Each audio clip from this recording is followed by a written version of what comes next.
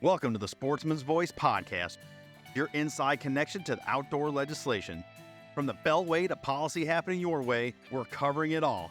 I'm your host, Fred Bird. Join us as we explore public land access, wildlife and fisheries management, Second Amendment rights, the triumphs that shape our nation, the sports we all love, and the stories that fuel our passion for the great outdoors. This is the Sportsman's Voice podcast.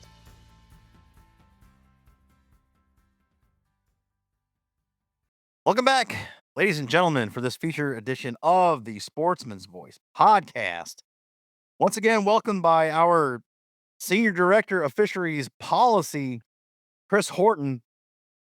This week, we're going to be discussing state recreational fish catch data. Some of the conversation will be specific to a bill we've covered here in recent weeks in Georgia, and then we'll get into a bigger conversation. But before we do all that and welcome in Chris, I want to remind you right now, as you're listening to my voice, take a couple seconds. If as long as you're not driving, pull your phone out wherever you're listening to us. It's iHeart. You're on Apple. You're on Spotify right now, and go follow, hit subscribe.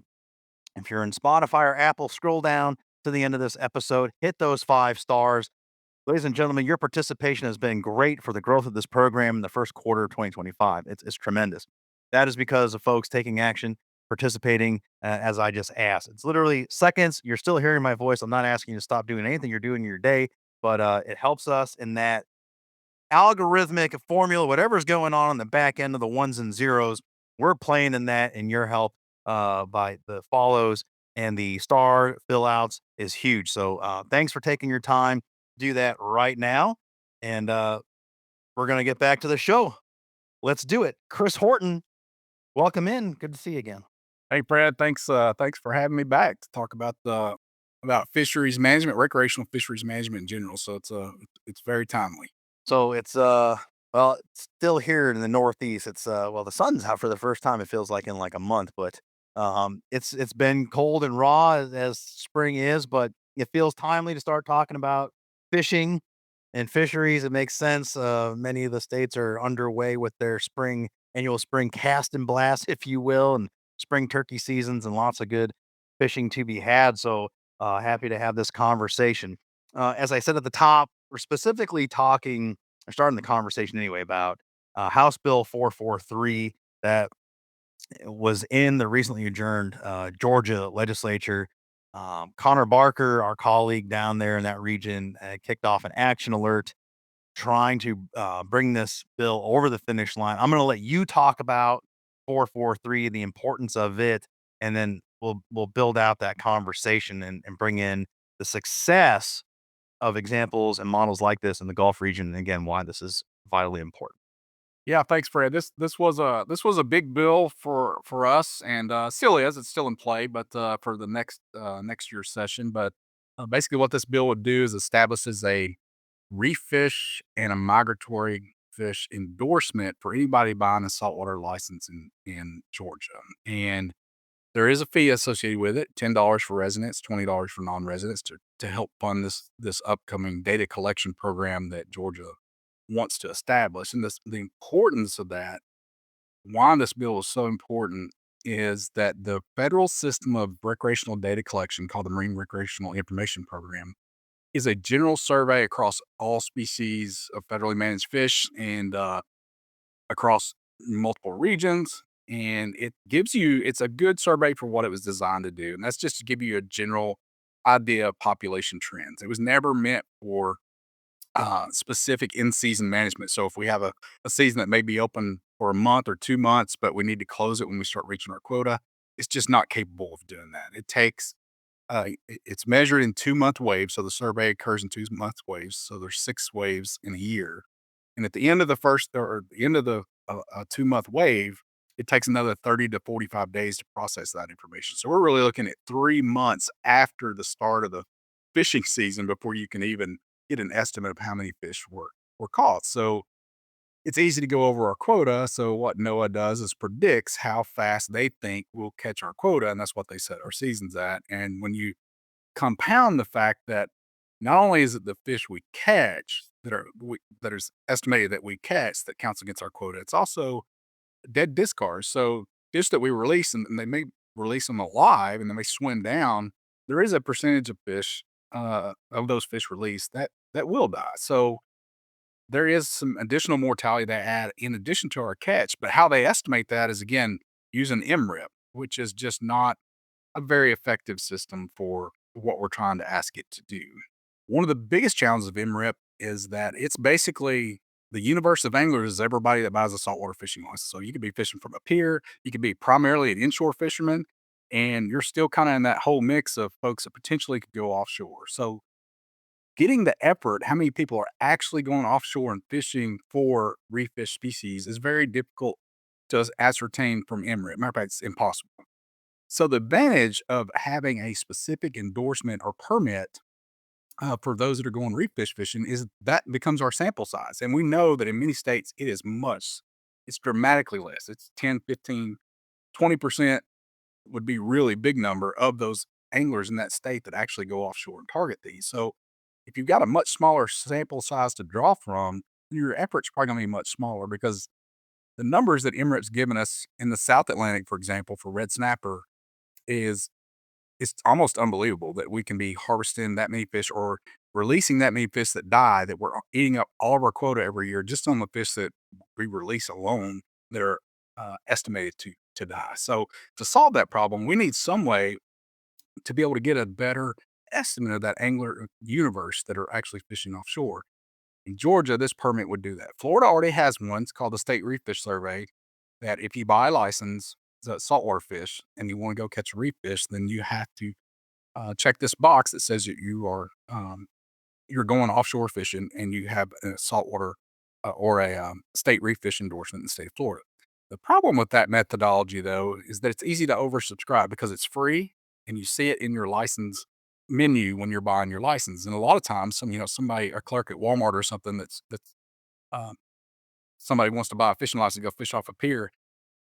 If they don't know any better, they may say, "Well, let's just go ahead and check this box just in case you go because it's free." And so you get some oversubscription. Now, the FWC, Florida Fish and Wildlife Conservation Commission, has done a pretty good job of figuring out how much oversubscription they have, and they can adjust those numbers statistically and are in pretty good shape. But what Georgia was proposing to do was to actually charge a fee. So if people have to pay for it, well, then they'll think twice. They're not just going to check the box. You know that if they're going to spend that $10 or a non-resident would be $20, that they are probably, in fact, legit offshore fishermen. So you know what your universe of anglers would be. So it would be for other species like cobia too, for the migratory pelagics. So it would start Georgia down the path of having a much more refined, accurate, robust data collection system that they could counter with NOAA and say, whoa, wait a second. You estimated we caught this many fish, but we know for a fact that we probably only caught this many fish and that we still have, quota available in the future. And it's something we hope all four states in the South Atlantic will do eventually, um, because that's what we did in the Gulf of Mexico to get out from under a 3-day red snapper season in 2017. And now because all the states in the Gulf did their own data collection programs, our seasons went from 3 days to as many as 130 days this year for one of the states. So um, it has tremendous advantages. And yes, it's $10. That's an additional $10 that anglers would have to pay. But if you're an offshore angler, $10 is a box of squid for chum. It's nothing.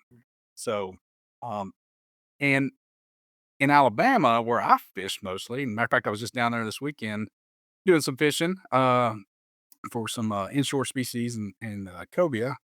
Um, in Alabama, it used to be we have a program called Snapper Check. That's the state reporting program. So you're mandatory, you're required to report how many snapper you caught, how many you're landing before you actually step on the dock or load your boat on the boat ramp. So you do it electronically, it takes 30 seconds. In addition to that, after a couple years of that program back in, I think it's 2015, 2016, they started that, 2017. They then added a $10 reef fish permit on top of that so that they could, again, do this narrowing down the scope of anglers that they're licensed buyers that are actually fishing offshore. They wanted a better handle on that. So they implemented a $10 reef fish endorsement that you have to get. And surprisingly, to me anyway, there was no pushback from the recreational fishing community on that $10. fee. It's like, yeah, we'll pay it because they saw what happens when the state data collection programs step in. They went from 3 days to 100 days plus a year to go fish for the same species that Noah was saying we only had 3 days to fish for. So um, it is well worth the $10 to be able to get there.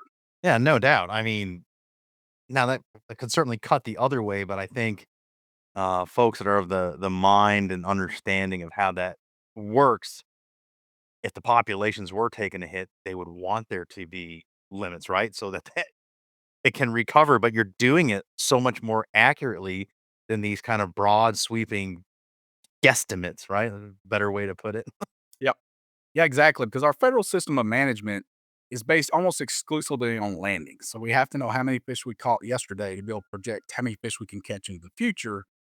And we really have no idea of really what's going on in the water today. So we need accurate estimates of how many we landed in order to make sure that we can fish the quota or the amount of fish that we are allocated each year. But at the same time, we do have situations, and we have one in the Gulf of Mexico not too long ago, um, where red grouper, we weren't meeting the quota each year. So the council was actually looking to bump that quota up so that we could catch more fish. And we were well under the quota. And anglers, both commercial and recreational alike, said, whoa, wait a second. We're just not seeing the fish out here. The fish just aren't there. But the ACL was fine. The stock assessment said we had plenty of fish and we can go catch more. But we weren't seeing the fish. So went back to the drawing board, did another stock assessment, and lo and behold, there weren't nearly as many red grouper out there as what they thought. So it was actually anglers and commercial fishermen that raised the red flag. But Well, there you go. we want access to healthy fisheries. And if the fishery's healthy, we know that, and all we can do is catch that particular species of fish, like red snapper in many cases, especially in the South Atlantic right now. We should have more access to those fish because if we were catching as many as Noah said we were, the population should have been crashing, yet it continues to climb. We have the highest biomass of red snapper we've ever had, and we had a 1-day season last year. That's the box we got to get out of, and it's all based off the recreational data collection system that NOAA uses to tell us how many fish we caught and how many fish we can catch in the future. We need more accurate, more nimble state data. I mean, not that I want to give a whole lot of limelight to the inefficiencies of Noah. Uh, and I guess that's also timely given the microscope of efficiency in government. But um, what does sound extremely efficient is states controlling this and being more dialed in as opposed to a bigger bureaucracy. But I do want to ask, like, what's the formula? How does Noah come up with these numbers? I mean, they can't be arbitrary. They have to come from somewhere. How are they They do. where they arrive at? Yeah, there's a system to it. I mean, like I said, it's a really well-designed survey for what it was originally intended to do, and that's just to kinda track trends in all populations of fish that we manage, across the country.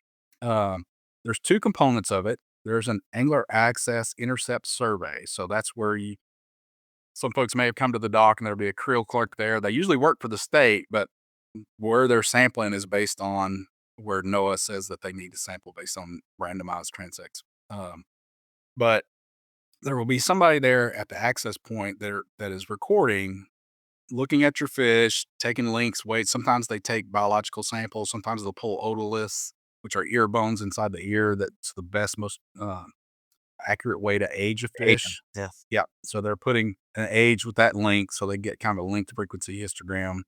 It kind of gives them the age of based on the sizes of the fish they catch. And if I could jump in just to kind of show off a little bit, because I don't often get to do that with you in these conversations. If I'm wrong, I'm gonna look like I got mud on my face. Well, you age a fish by pulling the bone in the ear because they have rings like a tree, right? Am I all right? I knew it. And you can count the rings, and that gives you the age class of that fish. All right, I turn it back to the expert. Just wanted to toot my horn.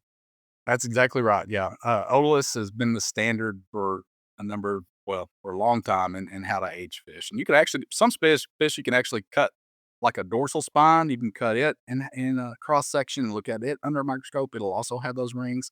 Scales will have those rings, but scales are not that accurate south of where you live. So if you have real cold climates, then you get a distinct ring even on the scales up to about age 5 or 6, and then it starts to get hard to tell them apart. In southern latitudes, where the growing season is much longer, we don't have quite as cold of temperatures to slow fish's metabolism down. Scales just become ineffective and inaccurate at aging. But the safest way, though, that ear bone is by far the best way, the most consistent way to accurately age fish. But yeah, so that's the first component is you dockside survey. And they're not catching everybody; they're just catching a Right. subsample, just a few intercepts here and there. And then you have the effort survey. So this is trying to get at how many people are actually going out and fishing on any given day for anything. And they do this now through a mail survey, like a hard snail mail survey. They send you a questionnaire and just randomly to uh, licensed buyers along the coast. And it starts off with a question about the weather because I've had an MRIP survey before, and it's like, I think this is MRIP, but why aren't they asking me a question about the weather? And then it gets into a few questions about the weather and gets into kind of your fishing history. What did you catch last month? What did you catch last year? What do you target? There's a number of questions there.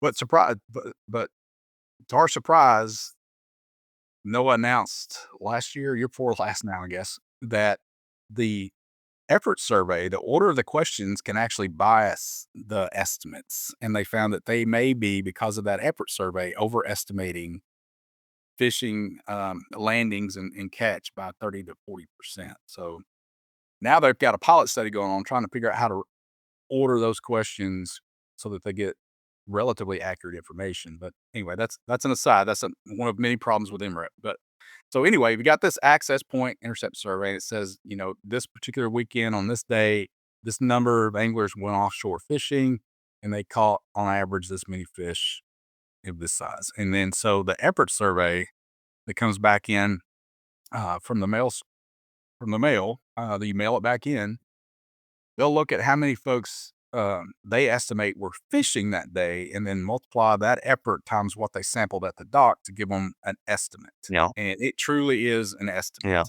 And there are ways to measure how accurate that estimate is, and it's called a percent standard error. So it's basically like confidence intervals around the estimate. And anything that's less than 30% is good, is considered usable. Anything from 30 to 50% is you got to use caution. Oh, And then anything over 50% is not even supposed to be used. Yet I pulled up some MREP data from 2021 through 2023 for the South Atlantic. So you got 4 states, 3 years, that's 12 sample size or samples. Of that, 2 of the 12 were considered usable data by NOAA's own standards. The rest were not either caution, or the majority of them actually were do not use. Yet they still use it because they say that's the best scientific information we have I available. thought you were gonna say it the other way around, that 2 of them weren't good. No, Nope. most of Oh, it was garbage. yep, exactly. That's it. And NOAA considers that the best scientific information available because that's all they've got, because we don't have the state data programs except for Florida in the South Atlantic. Now, look at what happened in the Gulf. Again, 2017, we got down to 3 days. The states already had their state data collection programs in place. Secretary Ross at the time basically artificially extended the snapper season like another 39 days and told the states, y'all get together, figure out how to assume management of these of red snapper based on your state data collection program. So they did through what was called Amendment 50 to the Reef Fish Management Plan in the Gulf. All the states got together and they looked at past catch histories, and they figured out what percentage of the overall quota that's available for recreational anglers would go to each state, and that's the quota that they had to manage by. So that quota may change each year. Uh, so if it's 5 million pounds and Florida gets a certain percentage of the 5 million pounds, Alabama gets a certain percentage, so that you get 100% of that recreational quota, but it's equally divided amongst the states. So then the other big advantage of the states program is that, all right, the states can manage their fishery based on what their anglers want. Most of the seasons start around June 1st, but uh, Louisiana may start in April, or will start in April this year. Or actually, I think it was April last year. But they can start whenever the weather is best for their anglers to get offshore. Mm. And they monitor those landings in relative real time. I mean, a couple of weeks, they know, if not a couple of days. There's some states that know within 2 days of the end of a weekend, how many fish were caught that weekend. Another big advantage of the states program, though, is that if you're approaching your quota and you're going to hit it or just hit it, states can shut the season down in a heartbeat like that. NOAA, it takes a couple of months sometimes to be able to shut a season down. And then you've overfished, you've got quota payback the next year. It's just an inefficient system. So getting the state data collection programs in place and getting angler buy-in, that's the other challenge initially, is that right now anglers in the South Atlantic just don't trust fisheries management because they can't catch anything else but red snapper. Yet that agency, the federal agency that manages those fish, says you only get 1 day because we're killing too many red snapper.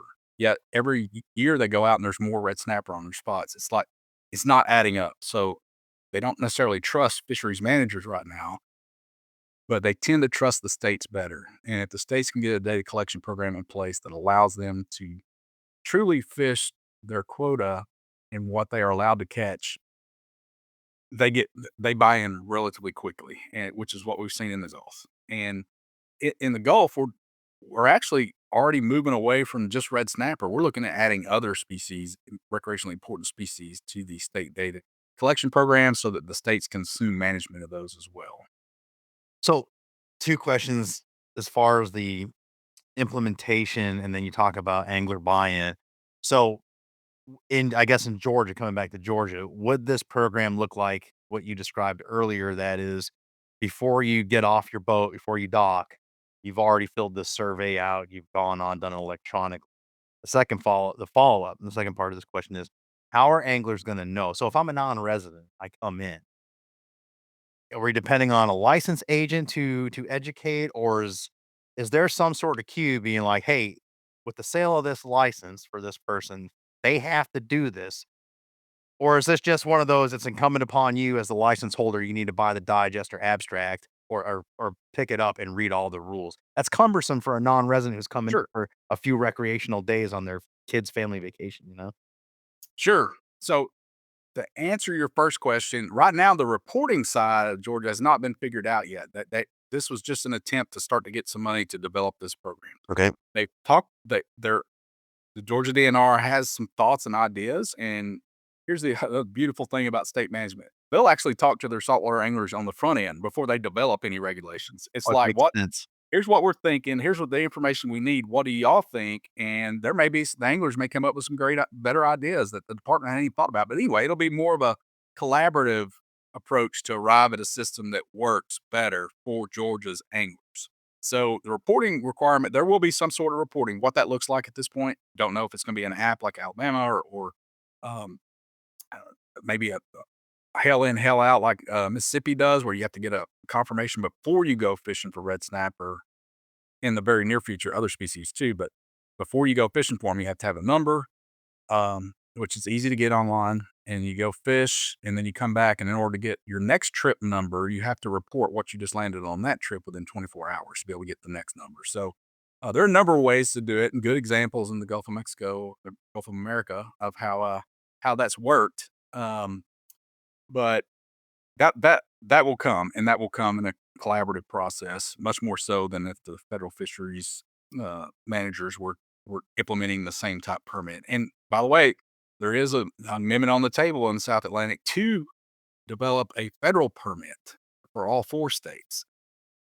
Personally, I would much rather pay a state for a permit than to pay the federal government, for a permit to get us out of a mess that they've created to begin with. So, to your second question about how would a non-resident know? From, again, the Gulf perspective, all the states, when they made these changes about you got to report or you got to have this permit, man, when you went to the saltwater fishing page, it was the first thing you saw before you can even buy a license. It's like, okay, here's the change we've made. Here's why we made it, and we need you to do this. And the compliance was slow at first. Some of it, again, goes back to that suspicion of, I'm giving them a lot more information than I've gave them before. They haven't even given me any time to go fishing at all. Why would I want to give them more if they can use that to to cut us back some. Um, but again, as the seasons increase steadily because of these programs, man, the anglers just said, "Whoa, this is way better than what we've had. Whatever the state needs, we're going to give it to them." But that's pretty much how they raised awareness. There's whenever you went to get your license or you wanted to click on the seasons for a particular species, if you needed a permit for that, it was one of the first things that you saw. Is there any reason, Chris, for anglers to give bad information? Is there a way that they wanna game that system to their advantage? And if so, is there worry about that? Uh, yes, there's often worry about, misreporting or underreporting because they think, "Well, if I report 0, well, we'll have more fish to catch because they don't record my fish."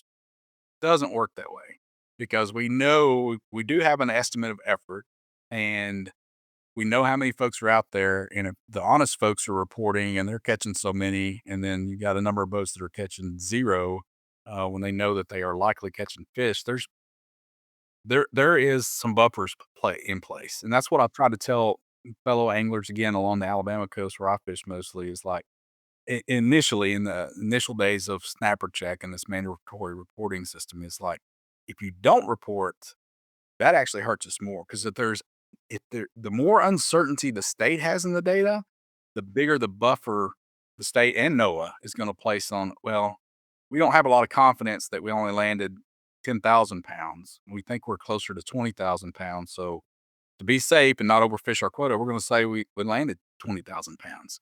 But if the confidence around that data is really tight, then we can say that's what we caught. And we still have another 15,000 pounds of fish to go or 150,000, depending on the species. So we've got a much long, we can fish a lot longer because we're getting good data. If they don't get good data, we're going to shut the season down early and possibly well before you even reach your quota because at the end of the day, we want to make sure that we don't harm the fishery, that we want to fish at sustainable levels. So where this does exist, it's, you know, don't game the system because it's not advantageous to what you think it might work out for you. It's the exact opposite. So it's better just to be honest about it. And if you are a sucky fisherman, then hey, you can report that too. That's just Right, the right. truth. That would be me. Yeah. Took me like half a decade to catch my first drum. So it's all good. Another variable in this, Chris, I want to ask about is the mortality data point and how is that collected? How is that formulated? Well, basically, you have a percentage. There's studies done on post-release mortality of fish. So they have an estimate of, say, you released, I think for red snapper in the South Atlantic, don't quote me, somewhere in the 20% range. We'll say 26% post-release mortality. So if they estimate that on one weekend, like right now, if somebody was offshore fishing, red snappers close, they know they're not supposed to be harvesting. So they're not harvesting. So if there was 100,000, or let's say 100 red snapper released, they know that 23%, or they estimate that 23 of those 100 died. So there is a component. They know they get an estimate over time, over the year, how many fish died, how many fish they estimate died based on that effort survey and the angler access intercept survey, all those surveys again, they have an idea of, or they think they do, of how many fish were caught total and how many fish were released. And they take that 20 something percent of the total fish caught or released and add that to the fish that were harvested. And that gives you your total mortality. And that total mortality in numbers of fish is then converted to pounds. And if we've got a certain quota that we can catch each year, and if we're catching so many red snapper out of season, and we are, and releasing them, they're saying that we're catching and releasing so many red snapper that 23 or 26%, whatever it is, actually eats up all of our quota before we can even have an open season. I have so many questions about this, and I'm not sure which one to ask first. Um, and they're fair questions to ask, I think. And you don't hear a lot of, at least I don't hear a lot of anti-angling sentiment, though it is out there, right? With some of Mhm. the extremists, not doesn't seem as prevalent as the anti-hunting crowd, but for this conversation, uh, let's take maybe they would say, okay, so if you know that percentage is already dying, as it concerns a slot limit, assuming slots play are in a play here down there. How does that work out? Because now you're targeting a certain class of fish, knowing that X amount are probably not making it. I think both sides would actually probably argue though. The pro recreational angler would be like, why don't we just keep them versus sending them down in the deep and they're going to die anyway. And then the other side saying, well, if they're going to die, why are we doing this? Yeah, no, that's what we're trying to get to with management of red snapper in the South. Like, how do we convert these dead discards to landed fish, so that we still have the same quota, but where most of them aren't dying because they were released and died later. They were they went to someone's dinner table. They were able to harvest those. So Mhm. converting dead discards is a conversation. It gets tricky though, because whenever you start adding slots or minimum length limits, um, you actually increase your discard mortality. So if you want to go up in minimum size so that you have older fish in the population and allowing younger fish to grow to that size, you're going to increase your dead discards of the smaller fish because you're just catching and releasing a lot more fish. Um, so there's it is a little bit tricky on how you get it at addressing the dead discards. But as far as anti-fishing sentiment goes, there's not haven't seen a lot, Yeah, when right. it comes to saltwater fishing. The biggest thing that we hear is that from folks that would rather we have a tighter constraint on recreational fishermen is just that there's too many fishermen out there. Obviously, you got too much effort. We need effort. It's called effort rationalization. We need to get some folks off the water. It's like, whoa, whoa, whoa, this is a public trust resource. Uh-huh. It's managed well. Red snapper are, again, the population's growing at rates that were completely unexpected and not anywhere close to the rates that the stock assessment show that they should be growing based on what we have in the population. So it's healthy. We can, everybody can have access to this fishery, but how do we convert more fish from dead discards to landed fish? And one of the challenges there is that the way NOAA interprets the Magnuson-Stevens Act is that there's not a lot of flexibility in how we manage our fisheries. We've got a hard pound quota, an annual catch limit. It's called an annual catch limit, and we have to fish to that. And if NOAA's estimating our discards are eating those up, then you have to fish to it. If you open the season up longer, there's some solid argument there that yeah, we'd probably just convert most of those dead discards to harvest, but the chance, because the season's open longer, to go over that ACL is there, and it's a substantial, potential, and therefore, the law, as Noah interprets it, does not allow us to do that, so we have to fish to this ACL, which is what's so frustrating is that it's like we're penalizing anglers for something that's good that's happening in the water. As we have more fish and they're more abundant, we're catching more of them. It means ultimately we have to catch less of them to stay within the law. Well, I think and to this point, I think it's appropriate to bring this up, and you and I covered this last week on the roundup. As we celebrate 75 years of Dingle Johnson, the Sport Fish Restoration Act, guess who's footing the bill in making this all happen? And last thing we want to do is de-incentivize folks or make it so people aren't going to go out there and fuel up their boats and head out and just have a good time, right? I mean, these are the people that are ultimately putting this all on their back, which I think is an important point to bring up right now. Yeah, certainly from the state side, none of our sport fish restoration dollars go to the federal side. That's all federally funded with taxpayers' dollars. But um, to get at the better data, to get at better management through the state system, obviously that's where our support from license sales and from excise taxes enables the states to be able to do that. Now, ultimately, in Georgia's situation and some other states, we will look for a license fee increased a little bit to help cover the cost of these specialized programs for a subset of anglers out there. Um, but yeah, disincentivizing anglers is just a foreign concept to me. So when I hear folks say that, it's like, why? Why would you want to keep anglers off the water And yeah, no question technology has gotten better and our boats have gotten better and more efficient and safer that we can travel farther offshore and we can go catch our own fish. We don't have to buy them at the market. That should be your choice. You know, if you want to buy them at the market, go buy them. But if you want to go catch them yourself, by all means. It's not economically efficient to go catch them. We're spending the whole by the time you figure out the price per pound on any offshore fish you catch, it's like, "Ooh, I don't even wanna know that." Yep, But, that's exactly right. the experience and the Or time on the sure. water yeah, Yeah. the experience and time on the water with friends is priceless, Yeah, though. that's exactly right. Yeah, I can't help but think, and you know, and this is because I'm largely ignorant to it. I mean, the offshore fishing, if we even can be considered that here in New England, doesn't really consist of the variety and the actual offshore experience. I think going out to maybe Jeffrey's Ledge, where people ground fish for haddock and cod and tuna, might be the offshore experience up here in New England. But other than that, you're in the tributaries of rivers and out in the mouth of the Atlantic fishing for stripers and bluefish when they come in, and I guess in the certain parts of the summer, black sea bass. But anyway, so not a lot, right?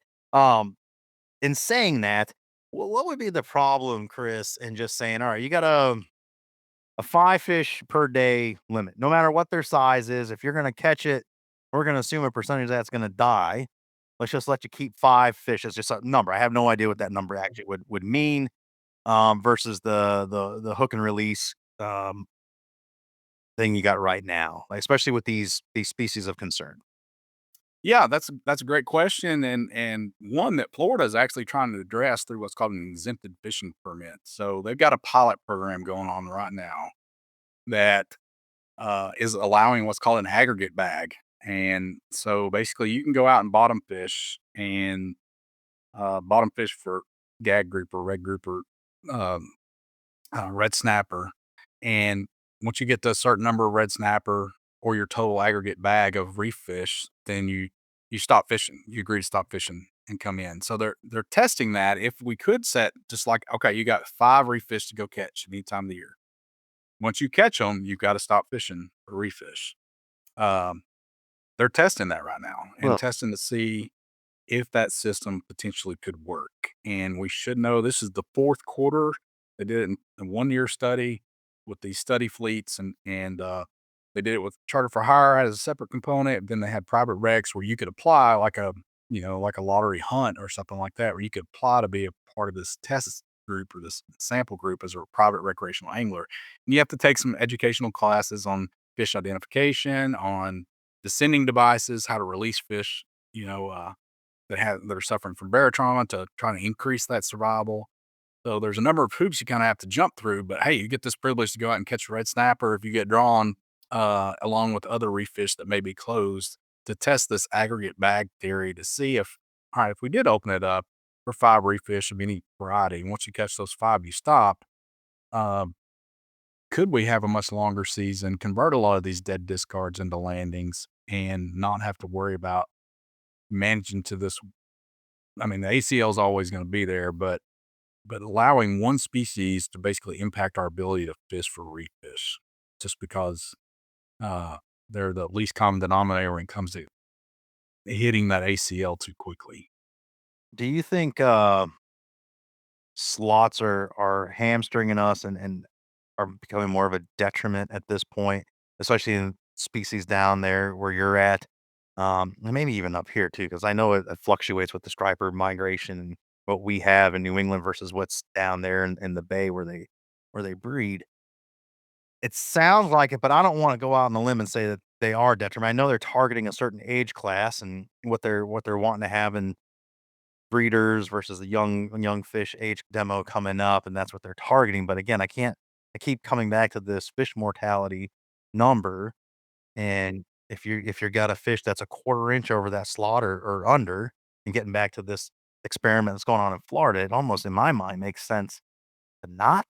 Yeah, it's a little bit different with striped bass. First of all, in the Gulf in the Southeast or South Atlantic, there's not many matter of fact, I can't think of any slot limits per se. It's all minimum size limits. So once you gotta catch a fish over a certain size in Okay. order to be able to keep it. So let me ask, so like red drum, I know some of those states do have slots on Yep. it, but Yep. are they not considered a reef fish? So I'm learning as we're talking because, like I acknowledged here about 5 minutes ago, we don't have inshore, offshore that I'm aware of in our Mhm. vernacular. It's all ocean fishing, but in the South, you guys do, and it's an important distinction.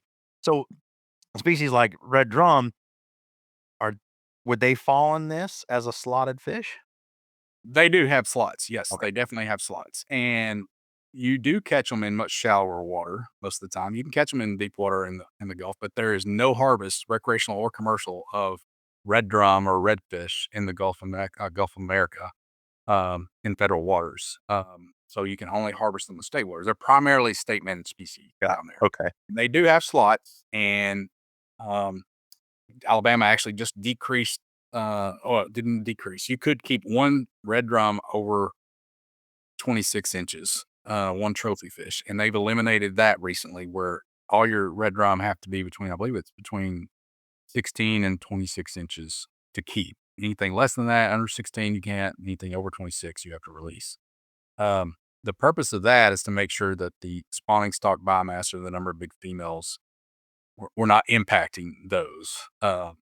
And because they do have a really high survival, a really low mortality, hook and release mortality, that issue of releasing those is not a big deal. Now, the reason we don't have slots, especially in places like the South Atlantic, is most of the time you're out in 150, 200 feet of water fishing for these reef fish, and there's a lot of barotrauma. So when they're brought up from depth, their swim bladder expands, the gases in their organs and their bloodstream expands because every 33 feet that you come up in depth, that's one additional atmosphere of Wow. pressure. Um, Actually, less. So the deeper you go, the more pressure there is. But so if your the gas bubble's really small at, at 200 feet, by the time you bring it to the surface, it's much, much, much bigger. So that's why um, you see the stomachs or the esophagus, the back of the throat extended out of the fish's mouth. That's significant barotrauma. You need to be able to get those fish back down to depth, and the best way to do that's with a descending device. Although you can bend them, I highly recommend the descending device because it's mechanical, carries the fish back down to that depth, and as it goes down, it all recompresses. So if you're got a slot and you're having to release a bunch of fish over a certain size in deep water, the chances of that fish surviving starts to go down Mhm. significantly. So that 26% or whatever mortality rate goes higher, much higher. So that's why slots are not that effective in deep water fisheries. Yeah, okay. Interesting. And the striped bass are fairly hardy too, especially where the ocean slot is, Agreed. up in your waters, and waters are a little bit cooler. So the slot can be effective there. And the purpose of the slot in striped bass, uh, currently, is to try to keep, the strong year class. I believe it's the 2018 year class that's moving through the population. They're going to be coming into that slot. And there's actually some discussions now, but do we need to adjust that slot to try to maximize the survival of those fish so that they can stay in the population and spawn into the future? Um, so a slot limit can be effective with striped bass. It's just not that effective with deep water species. Getting back to this effort in Georgia and emulating the Gulf model, is there applicability here in the Northeast, the Mid-Atlantic on up? Does it make sense? I don't know if some of the states already have this or not. I don't think I've ever received a survey out of the state of New Hampshire with my rec salt license. I think there could be certainly applicability into the future, or in the future. I think right now the Gulf experiment has worked. So we're seeing trying to expand that in other areas where we're seeing similar problems that led to the development of the Gulf state data collection programs and the Gulf states assuming management. We're trying to do the same thing in the South Atlantic now, and if that comes to fruition, where seasons are more consistent, more predictable, and and being able to manage to an annual catch limit is more effective because of state management, then I think you are going to start to see states or anglers in states in the mid Atlantic and the New England areas say, "Hey, what would this help us if we had state data collection system?" Um, but It's really interesting though that the differences in anglers in New England versus the Southeast. If you think about the Southeast, there is a lot of recreational fishing pressure. There's a lot. Not only you see folks going out of boat ramps, but out of private marinas, out of their backyard. You know, launching. They could be up a river somewhere that's connected to an inlet and can have an offshore boat. 20 miles inland at a fish camp somewhere, and they run out and go offshore. So It's you're exactly right. I mean, I've had the pleasure of fishing the inshore of South Carolina numerous times, and I felt like I was out in the big ocean. I just wasn't. I get laughed at, but yeah, I mean the seasons are longer, the weather's better, um, there's more variety. It's just fit the migrating fish. The fish are here year round. There's nothing. I think most people are just interested in going out and getting, and the ones that are available, it's a cold damn day on the salty water. Going after cod and haddock. I mean, stuff tastes good, but I don't know. yeah, I think I'll just go to the market and buy something fresh for 11 bucks a pound, call it good. yeah, we are blessed in this country in that the Gulf and the South Atlantic, the Mid Atlantic, even there's tremendous variety of fish because we're kind of in that temperate, semi-tropical, range where you have higher productivity and more niches for different fish species to occupy, and so there is more opportunity and like you said, you can go out pretty much any time of the year and go fishing, and we're not nearly as cold in December as y'all were. So, Not at all. Not at all. In our remaining time, Chris, I can't help. I know this isn't the subject or even close to it, but it feels like it fits. You talking about species and challenges and populations and getting accurate counts, and I can't help but think of programs like Rigs to Reef and what's going on in the Gulf and the many benefits of that we've talked about at great length in the past. And when you're trying to implement a state level solve to get a better and more accurate count on population densities of your fisheries, can't help but think that having the structures out there and creating the habitat that would only help and benefit those fish populations. Because as you've described in wonderful high techno color, just what is created by these structures and that don't exist anywhere else. oh no question. I I believe the science is clear that the reef system, the artificial reef system in the Gulf, and particularly off states like Alabama, that has the largest artificial reef system in the world, has no doubt led to the increased productivity in the biomass of these fish. I mean, if we took out all the artificial structure from the Gulf, only about 2% of the bottom in the Gulf is hard substrate for things to grow on. Mm, The rest of it's just mud, sand, bottom. right. Which So without that habitat, the population abundance probably wouldn't be there for us to fish at the level we are today. But having all those artificial structures, including the oil and gas platforms and infrastructure out there, um, has really benefited commercial and recreational fishing by increasing the population abundance. be interesting. Is there any of that on the Atlantic side?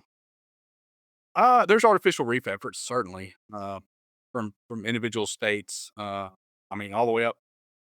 I believe New Jersey even has some artificial reefs off of their coast. It is obviously everything's expensive, so it is expensive to implement one of those programs. But I think all the states try to do it when they have the resources available and they have the material available. And artificial reefs can be anything from bridge rubble from decommissioned bridge from the Highway and Transportation Department to intentionally engineered structures like these concrete pyramids that are 15 feet tall and have holes in them, interstitial spaces for the smaller fish to escape predation, and um, they can be subway cars. Yeah, Yeah. decommissioned freightliner type, Yes, ocean yeah, liners. lot of ships have been sunk, Yeah. and they make great artificial habitat, and not just for fishing, but for diving. The Orsaki, I think, is a one of the largest that's ever been sunk off the coast of Florida, and it's probably isn't well known for uh, recreational divers as it is for fishing because it's cool to go down and scuba dive on an old aircraft carrier. Yeah, no doubt. What can bringing home back to Georgia? So there is a chance this gets picked up again in the second part of the session. It did. Uh, it did pass out of the House on a 48-5 vote, but because of some things that were added to it, it didn't make it past adjournment. The Senate couldn't pick that up. So pretty close. Can we get closer in the second? And what should people be on the lookout for in the coming session?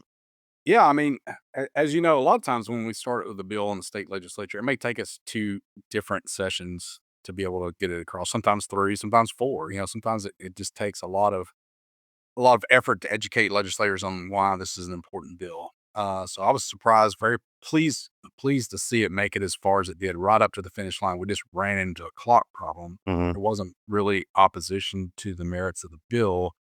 It's just when they have 100 bills to go through on the final day of session, it's very difficult to make sure yours has a high enough priority to get across the finish line. So, fortunately, in Georgia, the bill's still alive for the next session next year.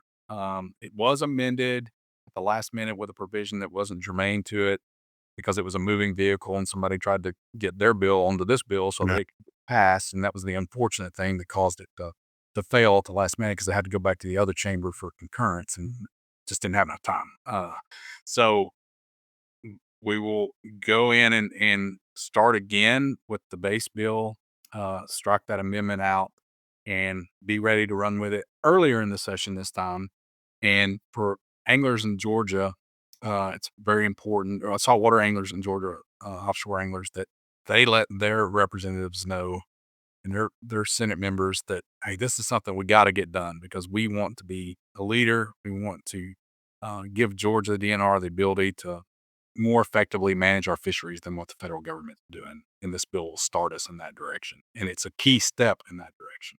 And remind the audience, did you say at the top that this one did have a rate hike to fund this?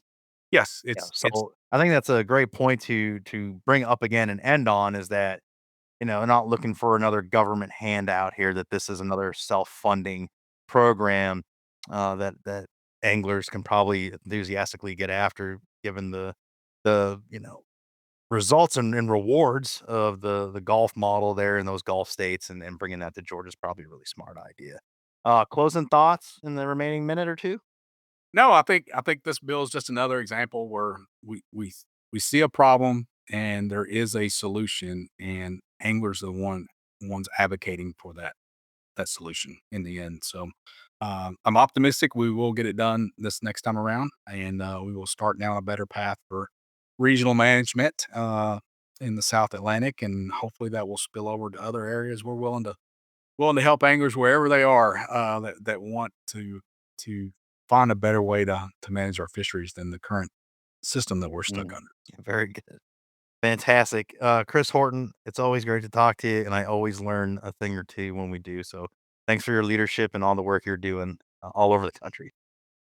Well, thank you, Fred. I appreciate it. And I appreciate all the folks out there that listen and yeah, stay tuned. We've got a lot of other things on the hill coming up this year and working at the state and the federal level to make sure that we can get out there and enjoy our healthy, abundant resources we have.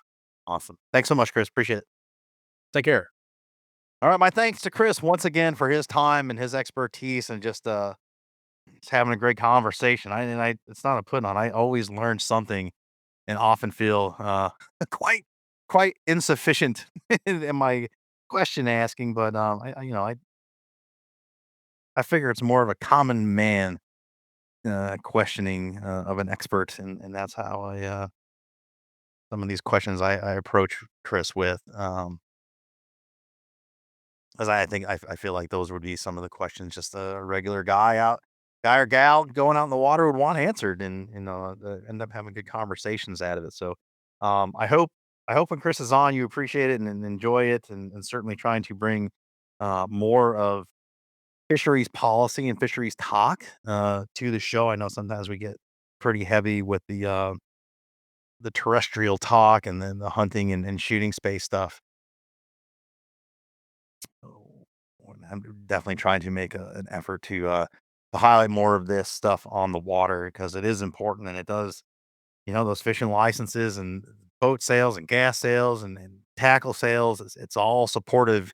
We talk about Pittman Robinson so much on this program. And again, coming, in the 75th anniversary of the Sport Fish Restoration Act, these conversations are important and timely. And there's truthfully a whole lot more uh, anglers out there doing their thing than there are folks in the woods or on the ranges even. So important conversations to have and make folks aware of what's going on.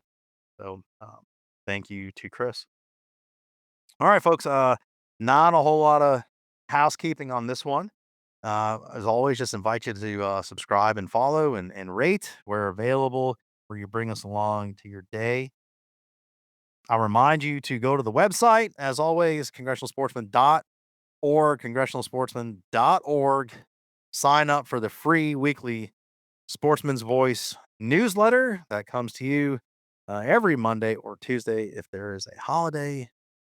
And you can tune in on Wednesdays to the Sportsman's Voice podcast news roundup, the audio complement to the print edition. It is a nice resource to have in your inbox. So when you are listening to the weekly roundup on Wednesdays, you got that text, in text links that I reference that you can go to and continue to do more homework, more research, and we provide those resources to you there. I also invite you to take advantage of our tracking the capitals resource as well. Also free to you. You can go on there, register. It takes a couple minutes. And then you can select the state or states you want to follow what's going on, what we're tracking, and then you can track as well or look up specific bills you want to know what their status is, where they're at in the legislative process, and become involved at your local level as well. That's gonna do it. We appreciate it. If you guys are out there chasing turkeys, God bless you. I hope you're having a lot of fun. It is fast approaching here in the Northeast. I want to say the next time our feature drops, we will be into turkey season. Matter of fact, opening day on the next Sportsman's Voice feature podcast dropping.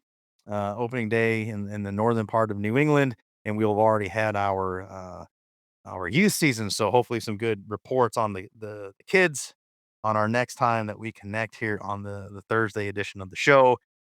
Be safe out there, shoot straight, know the laws, a lot of changing laws. South Carolina, for example, you guys are already into the season, but if you're a traveling turkey hunter, do brush up on those rules because things are changing fast and furious out there. South Carolina, for example, no jakes, can't harvest the jakes, no fanning, no reaping. And we'll do a show on that in the future because I got opinions on that. As a matter of fact, we got an issue brief on that. You can go to congressionalsportsman.org and read up on fanning and reaping. But that's the rules as they are right now in 2025 for South Carolina. Make sure you know what loads you can and can't use and the technologies. And all. So it's important when you're the traveling turkey hunter, be squared away on your rules and regs where you're headed. So, all right, that's it. Thanks for bringing us along. We appreciate the support. As always, CSF is your inside connection to outdoor legislation. We'll see you next time. So long. Thanks for joining us on this edition of the Sportsman's Voice podcast. Ladies and gentlemen, your support is crucial, and you can help us out right now by leaving a review, filling in those 5 stars where available, sharing this episode with friends and family, and engaging with us socially.